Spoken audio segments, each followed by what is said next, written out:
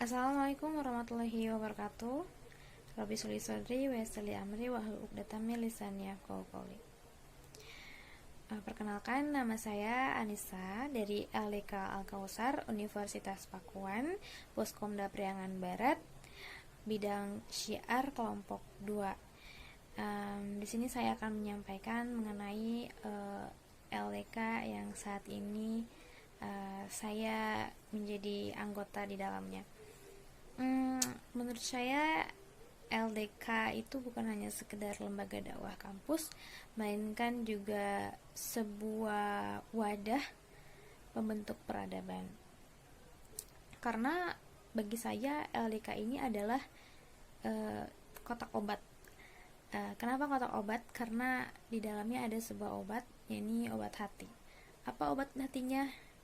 Obat hatinya itu adalah bertemu dengan orang-orang soleh.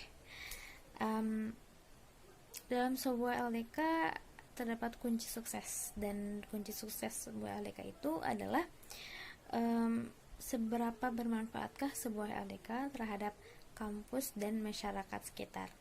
Dan yang paling depan menurut saya dalam sebuah LDK, kesuksesan LDK itu ada pada bidang syiar dan media.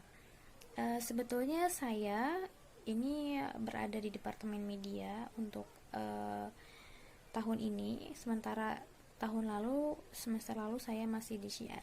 Tapi menurut saya banyak kesamaan sih antara syiar dan media ini, karena dari beberapa LDK lain, syiar dan media ini masih satu departemen gitu kan ya.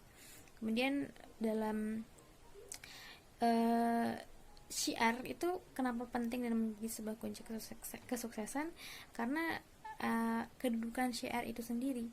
Yang pertama, syiar itu memiliki berupa pentingnya sebagai perwajahan sebuah LDK. Suksesnya syiar berarti suksesnya LDK itu. Kemudian juga sebagai leader opinion yang pendapatnya itu selalu didengar masyarakat, bahkan petinggi-petinggi gitu kan, karena pentingnya LDK. Kemudian syiar ini banyak memberikan manfaat.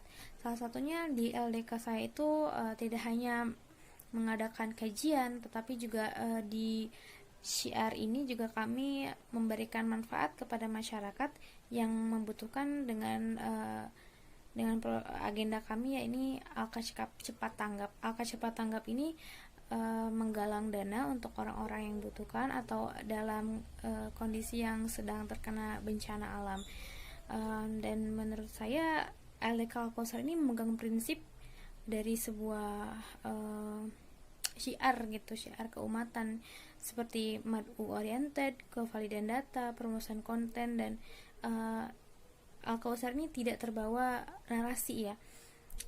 Sebelum kami menentukan konten dakwah ataupun menentukan kajian apa yang akan kami buat, kami terus bertanya, apakah ini yang dibutuhkan objek dakwah kami, apakah ini yang mereka mau, dan kami membaca, memahami apa karakteristik dari objek dakwah kami. Kemudian juga kami melakukan dan memegang prinsip tersebut dengan tentunya memprioritaskan target, kemudian memahami gitu ya apa karakteristik mereka, serta mengangkat isu-isu yang sedang berkembang di masyarakat. Itu yang menjadi kunci keberhasilan di syiar LDK Al-Kausar. Dan dari analisis saya terhadap LDK saat ini, yaitu ada beberapa poin. Ini poin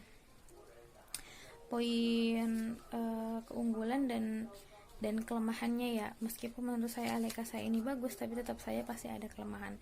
Yang pertama, saya akan membahas tentang keunggulan dari LDK Al-Kausar. Ini pertama, keunggulannya itu kaderisasinya yang sangat kreatif. Ya, menurut saya kaderisasinya itu kreatif sekali. Sampai-sampai saya ketika masuk ke Universitas Pakuan pertama kali, saya itu tertarik gitu dengan yang disampaikan oleh LDK. Karena memang media dan syiar itu yang pertama menarik orang lain gitu agar minat untuk turut bergabung di LDK gitu. Jadi kadernya sangat kreatif dan juga inovatif gitu ya. Kemudian juga yang sering saya bilang tadi, kemampuan medianya luar biasa. Kemampuan medianya itu benar-benar sangat kompeten gitu ya. Bagaimana mereka bekerja setiap hari, apalagi ketika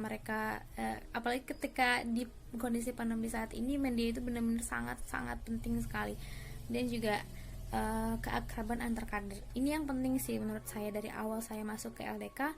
Karena di LDK ini saya merasa ketika awal periode itu saya dipersaudarakan dengan cutting, dipersaudarakan dengan orang-orang yang ada di LDK gitu. Jadi saya merasa tidak sendiri gitu, tapi saya memiliki keluarga baru di LDK ini. Itu sih yang menurut saya jadi sangat terikat dengan LDK. Kemudian juga adanya semangat dalam dakwah. LDK Al-Kausar ini memupuk semangat dalam dakwah itu selain dengan sering mengadakan kegiatan bersama-sama, juga adanya tarbiyah seperti mentoring dan liko, yang ini benar-benar sebuah senjata bagi kami ya, sehingga kami bisa bertahan gitu di LDK. Dan dari beberapa poin yang saya sebutkan tadi itu ada kelemahannya juga. Kelemahannya itu yang pertama itu tidak semua anggota itu berperan aktif dalam dakwah. Di LDK Al-Kausar ini kalau teman-teman tahu, jadi sebuah UKM, walaupun sebenarnya bukan UKM, tapi sebuah kegiatan di kampus yang diminati, banyak banget peminatnya. Dan anggota kami yang terlalu banyak ini, karena setiap tahunnya itu kami selalu mendapatkan pengurus yang baru, anggota yang baru. Tetapi pada teknis di lapangan hanya orang-orang itu saja yang datang, hanya orang-orang itu saja yang ikutan syuro gitu. Sering gitu. Apalagi ketika masa pandemi ini yang online gitu. Mungkin yang hanya beberapa orang saja yang aktif di grup dan beberapa orang saja yang membalas gitu.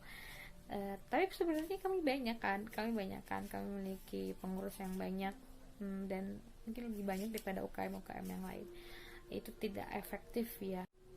Solusinya yaitu harusnya adanya keterikatan yang lebih gitu, harusnya adanya kegiatan yang bisa merangkul semua anggota, sehingga anggota itu lebih terikat lagi terhadap LDK dengan sepenuh hati gitu.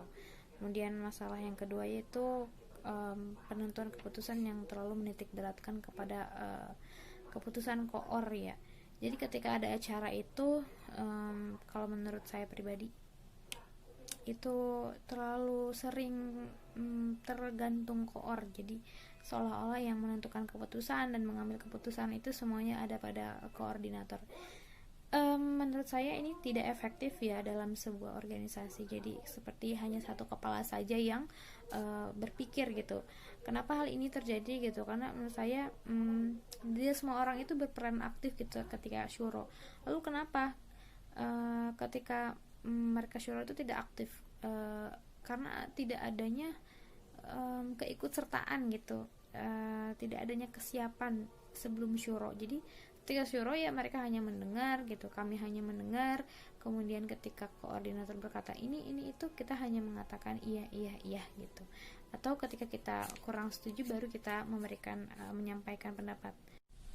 Dan hal ini perlu disiasati tentunya masalah ini, yaitu dengan adanya kesiapan dulu sebelum diadakan syuro. Jadi tidak hanya koordinator atau wakil koordinator yang menentukan atau merancang sebuah acara gitu, tetapi seluruh anggota harusnya lebih memiliki tanggung jawab untuk sama-sama membicarakan dan berpikir akan sebuah keputusan yang penting yang akan diambil nanti.